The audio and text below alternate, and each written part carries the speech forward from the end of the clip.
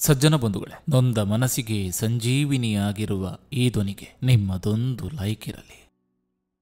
1000 ದಿನ ದೂರ ಇದ್ದರೂ ಸಾಸಿವೆಯಷ್ಟು ಪ್ರೀತಿ ಇರಲಿ. ಮಾತಿನಿಂದ ದೂರ ಮಾಡಿದ್ರೂ ಪರವಾಗಿಲ್ಲ, ಮನಸ್ಸಿನಿಂದ ದೂರ ಮಾಡಬೇಡಿ. ಬದುಕಿನಲ್ಲಿ ಎಲ್ಲವೂ ಮಿತವಾಗಿದ್ರೆ ಬದುಕು ಯಾವಾಗಲೂ ಹಿತವಾಗಿರುತ್ತದೆ. ಸೊಕ್ಕಿದವನು ಸೊರಗಲೇಬೇಕು, ಬೀಗಿದವನು ಬಾಗಲೇಬೇಕು, ಏರಿದವನು ಇಳಿಯಲೇಬೇಕು, ಮೆರೆದವನು ಮಣ್ಣಾಗಲೇಬೇಕು, ಉರಿದವನು ಬೂದಿ ಆಗಲೇಬೇಕು. ಇದು ಕಾಲಚಕ್ರದ ನಿಯಮ.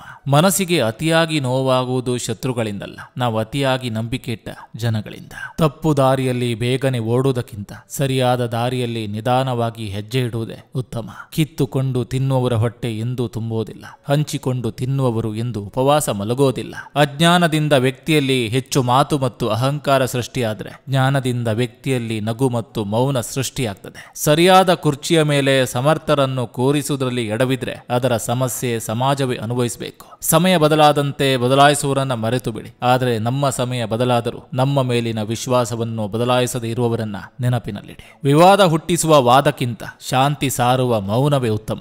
ನಿಮ್ಮನ್ನು ನಿರ್ಲಕ್ಷಿಸುವವರು ಎಂತಹ ಮಹಾನ್ ವ್ಯಕ್ತಿಯಾದರೂ ಪರವಾಗಿಲ್ಲ, ಅವರಿಂದ ದೂರವಿರಿ. ನಿಮಗೆ ಬೆಲೆ ಕೊಡುವವರು ಸಾಮಾನ್ಯ ವ್ಯಕ್ತಿಯಾದರೂ ಪರವಾಗಿಲ್ಲ, ಅವರನ್ನು ಗೌರವಿಸಿ. ಜೀವನದಲ್ಲಿ ಒಳ್ಳೆಯ ಸಮಯ ಮತ್ತು ಕೆಟ್ಟ ಸಮಯ ಎರಡೂ ಬರ್ತದೆ. ಒಳ್ಳೆಯ ಸಮಯದಲ್ಲಿ ಅಹಂಕಾರ ಪಡಬಾರದು, ಕೆಟ್ಟ ಸಮಯದಲ್ಲಿ ತಾಳ್ಮೆ ಕೆಡಬಾರದು. ಯಾವ ಸಮಯವನ್ನು ಕೂಡ ನಮ್ಮ ಪರವಾಗಿಸುವ ಶಕ್ತಿ ತಾಕತ್ತು ನಮ್ಮಲ್ಲಿದೆ, ಅದು ನಮ್ಮ ಆತ್ಮಶಕ್ತಿ. ನಾನು ಹುಟ್ಟಿದಾಗ ನನ್ನನ್ನು ನೋಡಲು ಯಾರು ಬಂದಿದ್ದರು ಅಂತ ಗೊತ್ತಿಲ್ಲ, ನಾನು ಸತ್ತಾಗ ನನ್ನನ್ನು ನೋಡಲು ಯಾರು ಬರುವರು ಅಂತ ನನಗೆ ಗೊತ್ತಿಲ್ಲ. ಆದರೆ ನಾನು ಕಷ್ಟದಲ್ಲಿದ್ದಾಗ ನನ್ನ ಸಹಾಯಕ್ಕೆ ಬಂದವರನ್ನ ನಾನು ಜೀವ ಇರುವವರೆಗೂ ಮರೆಯೋದಿಲ್ಲ. ತೀರ್ಪುಗಾರ ಮೇಲಿದ್ದಾನೆ, ನಾವು ಬರೀ ಆಟಗಾರರು. ನಮ್ಮ ಗಮನ ಕೇವಲ ಆಟದ ಕಡೆ ಮಾತ್ರ ಇರಬೇಕು.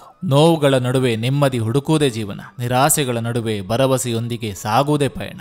ಸಜ್ಜನ ಬಂಧುಗಳೇ, ಇದು ಇಂದಿನ ಸಂಚಿಕೆ ಅಂತ ಹೇಳ್ತಾ, ಈ ಸಂಚಿಕೆ ನಿಮಗೆ ಇಷ್ಟವಾಗಿದ್ರೆ ದಯವಿಟ್ಟು ಒಂದು ಲೈಕ್ ಮಾಡಿ, ಜೊತೆಗೊಂದು ಕಮೆಂಟ್ ಮಾಡಿ. ಮತ್ತೆ ಮುಂದಿನ ಸಂಚಿಕೆಯೊಂದಿಗೆ ಅತಿ ಶೀಘ್ರದಲ್ಲಿ ನಿಮ್ಮನ್ನ ಭೇಟಿ ಆಗ್ತೇನೆ. ನಿಮ್ಮೆಲ್ಲರ ಮನಸ್ಸು ಪ್ರಶಾಂತವಾಗಿರಲಿ ಅನ್ನೋದು ಈ ವಾಹಿನಿಯ ಉದ್ದೇಶ.